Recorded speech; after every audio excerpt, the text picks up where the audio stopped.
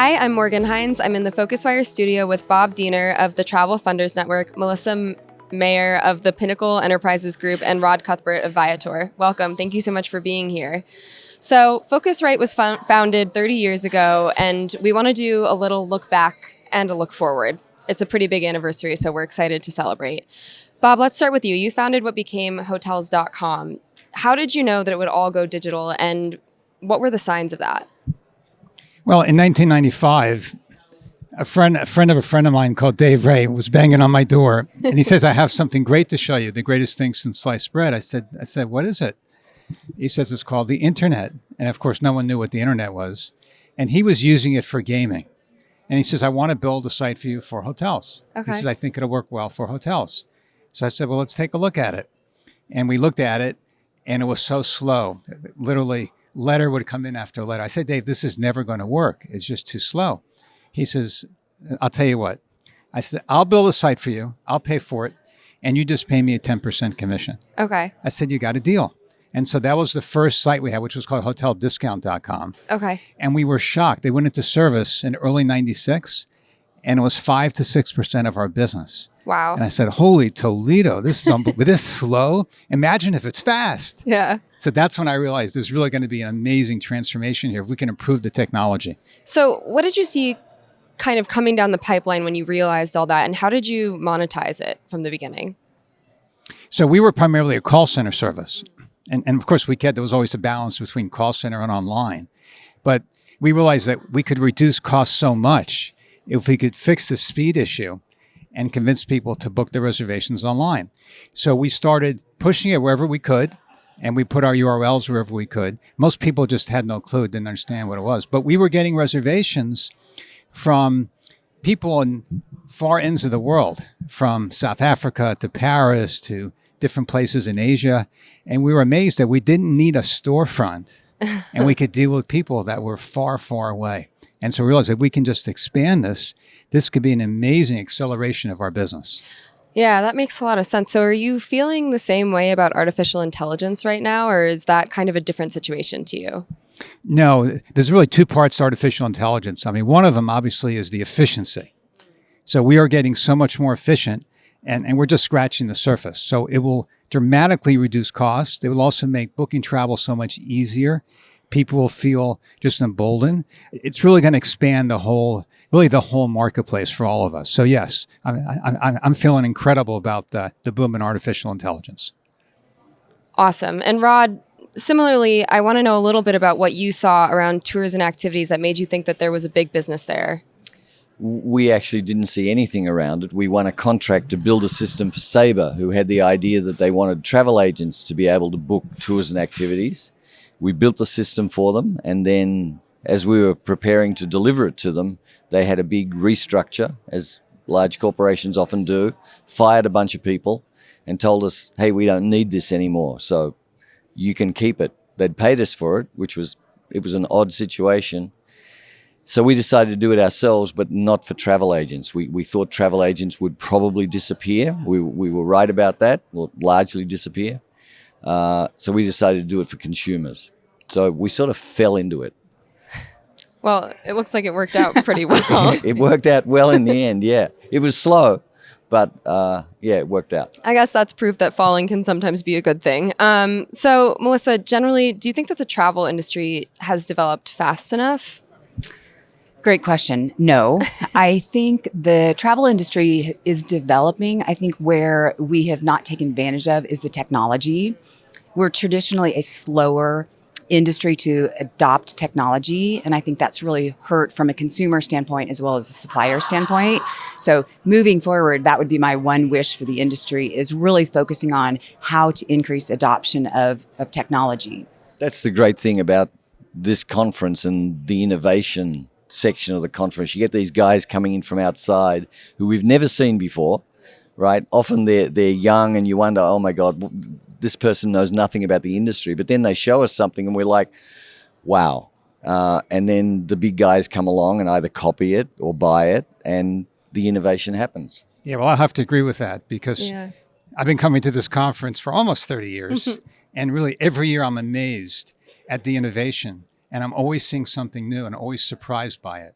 So it's incredible that if you really have a great idea and you can execute on it, it's really a land of opportunity, and it never ends. Every year there's something new.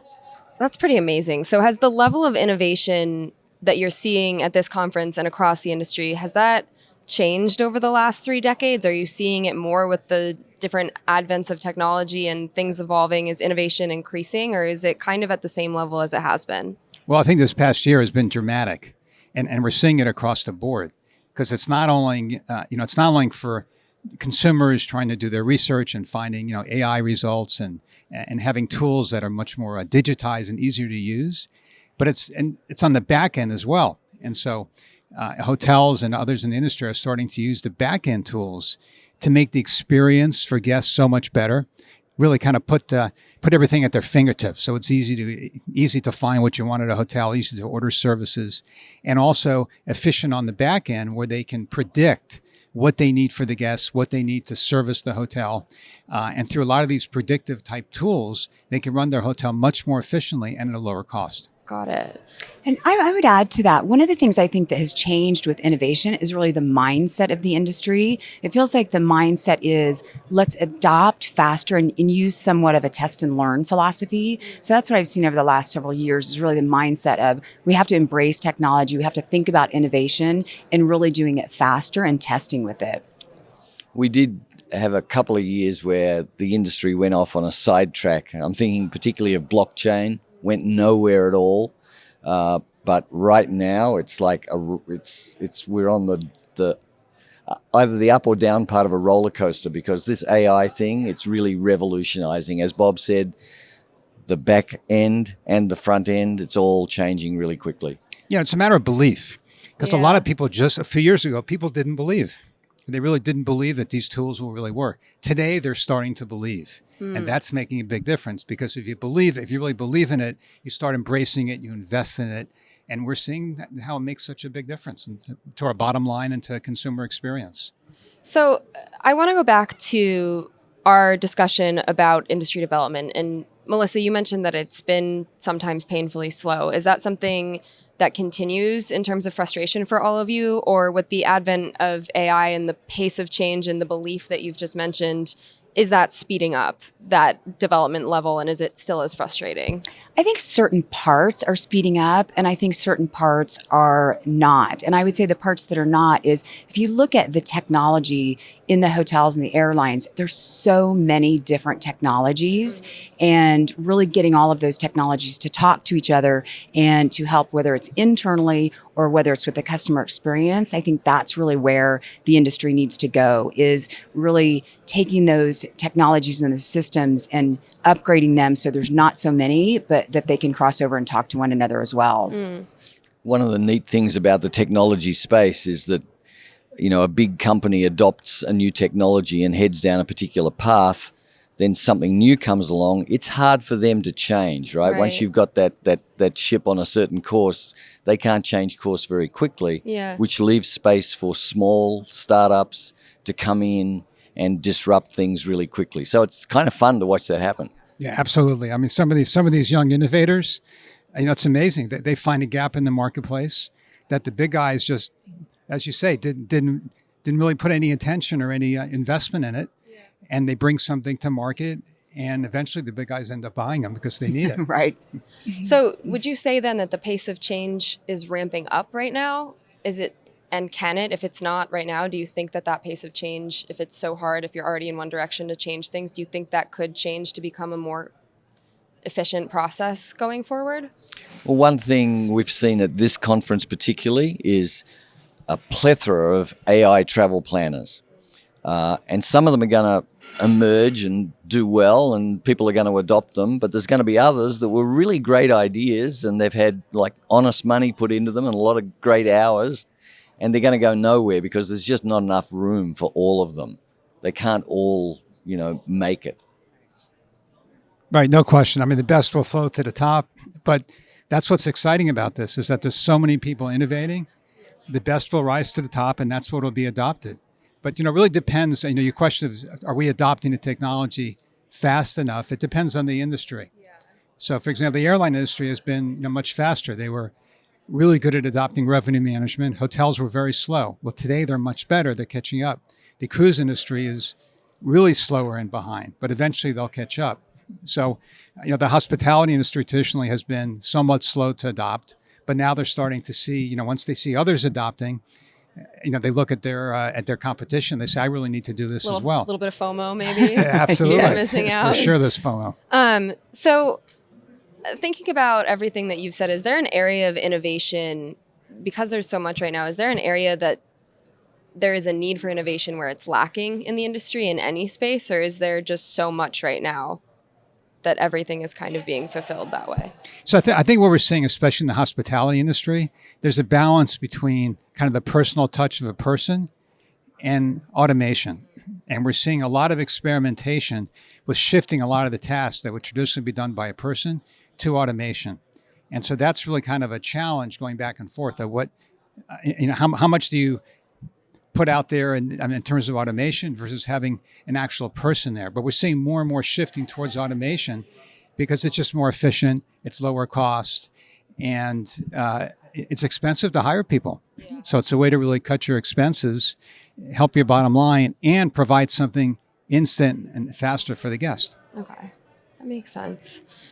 And something that I think that we've all heard a lot about in recent months and probably over the last several years is the connected trip. Do you all think that we'll ever see that? And if so, why or why not? I have never bought into the connected trip. I think people like specialists. They like to go to Viator or Get Your Guide for their experience. They love Booking.com for their hotels, and they start their flights journey with Kayak, for instance, or Google Flights or whatever. And I think I've always been a proponent of the idea that travel planning for many people is an enjoyable thing. They sort of, it's like, I've got a trip planned. I'm going to sit down for half an hour during my really dumb job at the DMV, and I'm not going to process any more license applications for half an hour. I'm actually going to plan Hawaii. It's fun. Yeah. I don't need it all to happen in 2 minutes on one site. I want to hop around and just sort of see what's out there. So I don't think the industry likes the idea of the connected trip, but I'm not sure that consumers really want the connected trip. So also I'd say that people love to shop. Right? We all love to shop. It's fun, right? It's exciting. Yes. And then you shop around and you find a deal. You feel good about it, right? Oh, so yeah, that's in that bragging sense, rights right there. Yeah. Yes. And you want people to shop. You want them to feel, wow, I shopped and I found something really good. That's right for me. That's a good value. I think more what we're going to see is when you find those different components, there'll be different software and programs to put it all together for you, but you'll still end up doing a lot of your shopping in different places. Okay. So is kind of in place of this connected trip, is kind of partnership the answer to creating a better end-to-end journey for travelers, would you say? Well, it can be partnerships, but I think, again, also, I think that you want to empower the consumer. The consumer one, it feels like they're in charge, they got a good deal, they did their homework, and so that may be, it may be making your purchase on several different sites, depending on what it is. But again, if there's some tools in the back end that can put that together for you, so you can look at one place to see, okay, this is a result. Here's my hotel. Here's my car service or whatever it is. Here are my activities. Here's my airfare, and I can see it all in one place. Well, that's a great convenience, but not necessarily, they don't necessarily want to shop in just one place. Got it. And I think it has to be, going off of what Bob said, it has to be all about the consumer and their experience. How do they want to shop? Do they want to go to multiple sites? And if not, and they want all in one site, we have to really meet the consumer where they are and make it easy and seamless for them to book and shop. So thinking about the consumer experience and how things have changed, if we went back in time, what should have had hotels done differently, and maybe what should have OTAs done differently when thinking about how to best present their product? Well, one of the biggest challenges we had along the way building OTAs was the technology from the hotel perspective, because hotels were notoriously poor in technology. They're much better today, but it took a long time and it put a lot of pushing and prodding and convincing that they really need to invest more in their technology. Mm-hmm. And of course, once they did, they realized, wow, this is amazing. This is really powerful. Yeah, I can really build relationships with my guests and so forth, and understand data and use the data to market, et cetera. But it was a very slow process. But I think over time, they've realized that technology is great. It's great for the consumer. It's great for them. Yeah. Go ahead. Oh, that's okay. Go ahead. I'm interested to hear, so please. I would say too, the technology. I started at Expedia in 2001, and you will know this. We didn't have last room availability. We actually had room blocks. And so if you think in the last, 20, 25 years, the technology embracement has certainly increased, but I still think it's got to be it's been a long way, but really looking at how you can be more efficient and easier from a technology standpoint. When you look back in those days, it was mostly manual. Yeah, Hotels absolutely. manually kept a chart of when rooms were available, Yes. and they would cross it off. Yes. And we all had room blocks, and okay, once this is used, let's give them a few more rooms. It was a very arduous process, and eventually now we have channel managers, so it makes it very easy. A hotel can put a rate in for a certain category across the board of the channels they're using versus having to do each one separately. So these efficiency tools have really made the whole marketplace grow and become more efficient. You'll laugh at this, but when I started Expedia, I was managing the Las Vegas market, and one of my tasks was to actually manually adjust the sort order. And so looking back, that just seems crazy now. It's obviously all automated using data and technology to help with that process, to showcase the right hotel to the right consumer. But it's just come such a long way. It's really interesting to look back. And we used to fax reservations. So that was the process. And believe it or not, there's still some hotels we have to fax the reservations to. Not so many, but there are some. You're dating us too much here, Bob. Just stop that. Yeah, that's what we would do. We would fax reservations back and forth. That was the process. You had to worry about them getting lost, so eventually you end up calling. So imagine all the manual effort was to book and confirm reservations versus what we have today, where it's instant. I'm gonna date us. Outside of my office was a giant fax machine, and reservations would come rolling in. It's crazy, right? They would be stacked so much they would fall on the floor, and there's still some of that, but thank goodness that's gone away. I don't even think I've ever used a fax machine. So obviously there's been a lot of technological change from fax machines to all these different tools to the internet, but there's also been a lot of global events that have happened and historical affairs, different things like that. But obviously stuff that stands out includes 9/11, the financial crisis, COVID. Do you think that the travel industry has reacted appropriately to these events? Well, 9/11, I think, was pivotal for online travel companies because if you remember, well, you don't, but I can tell you, air travel finished and people were frozen in place. You were at the Marriott in New York and you were going to stay there. Your family wanted you back in California, but that's where you were for I think 5 or 7 days. People were on the phone and the phone systems at the hotels and the airlines all melted down. So some airlines and hotels had good websites at that time, and people were able to go to those websites and figure things out, and they liked it. And the airlines and hotels quickly realized, oh my God, this is so scalable, right? This is where we need to invest our money for the future because we can handle tens of thousands of interactions every minute via our website, and we're never going to hire that many people in our call center. So it put the online travel, even though it was a terrible event, the upside for the online travel industry was it put it on a sort of a hockey stick because people liked it. Right. And it was really important at that moment, I'm sure. Oh, absolutely. You would have seen it, Bob. No, absolutely. I've been through all these crises, but COVID was a terrible crises, but they're all wake-up calls. So COVID really transformed us just in terms of uses of technology. All of a sudden, it's okay to work from home. What's okay to work from home? Everybody's traveling more, right? So hotels are busier, airlines are busier, car rental companies are busier. It's good for everyone in the industry. But it also kind of accelerated our acceptance of using different types of technology. For example, a lot went contactless.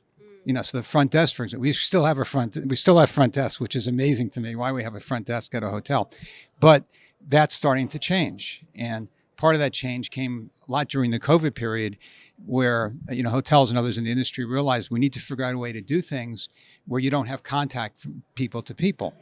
And so getting rid of the front desk was one way where you can have check-in in advance, get your room key on your phone, be able to open your door without actually having a key. So we're not seeing that as much as We should, but that's all coming. And COVID really kind of accelerated that process of the technology development. Okay. Do you have anything to add? Nope. It's crazy to think about all the changes that we've talked about, but what's stayed the same? Are there any challenges that remain really poignant to you all that have existed for the last 30 years, or are all the challenges new now? Well, service challenges haven't changed that much. It's how we respond to them. But, the flight delays are still there. They're probably worse than they were before. Airports are congested, probably worse than they were before. You have the typical hotel type service issues. But it's a matter of what we can do today is we can anticipate what we're going to have. And that's part of the tools that we have. If we can anticipate, then we can plan for how we're going to respond to the service.